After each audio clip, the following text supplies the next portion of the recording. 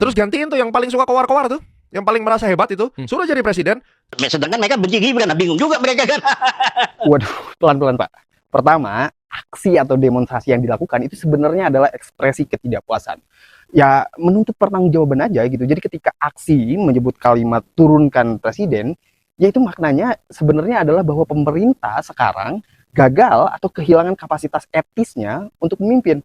Nah sekarang masa kalau kita mau nolak kenaikan BBM gitu, terus itu artinya kita harus ngasih alternatif atau jadi menteri energi gitu kan enggak juga gitu. Kalau kita kritik MBG terus kita harus jadi kepala BGN gitu nangis-nangis di podcast kan enggak juga.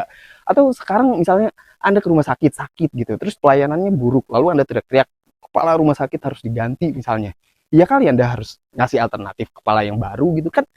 Itu tugas lembaga yang berwenang gitu, mekanismenya ada di sana gitu. Atau kita pesen ojek online misalnya, terus ojeknya ugal-ugalan, bahaya dong gitu. Dan boleh kita minta dia buat berhenti gitu, gak harus kita mikirin nanti supirnya siapa yang gantiin, kan gak harus, ya kita mau berhenti aja gitu. Nah kedua, ada juga nih narasi yang nanti dulu dong aksinya gitu, sekarang lagi krisis, jangan bikin ribet gitu, kan yang rugi kita-kita juga gitu, katanya begitu. Tapi gini loh, justru karena kita sekarang lagi krisis, maka pemerintahan justru harus lebih akuntabel, bukan jadi malah kebal kritik gitu. Enggak gitu logikanya. Ini sama kayak analogi driver ojol tadi yang ugal-ugalan bikin bahaya, terus kita teriak awas Pak gitu, dan dia bilang diam dulu gitu, jangan berisik katanya. Ya mungkin benar gitu, karena ya memang lagi bahaya gitu, lagi turunan tajam, tapi maksud kita kan agar lebih berhati-hati ya gitu. Terus ya bukan berarti kita bilang awas jatuh terus kita jadi mau jatuh gitu, atau kita mau ganti ojek yang lain, kan enggak begitu logikanya. Dan memang kadang ya yang paling mahal justru sebenarnya ketika kita membiarkan sebuah kesalahan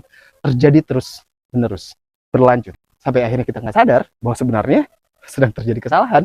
Dan hanya karena kita tidak siap menerima perubahan yang cukup besar, terus kita terima kesalahan ini berlanjut terus menerus, kan nggak begitu Pak. Terima kasih.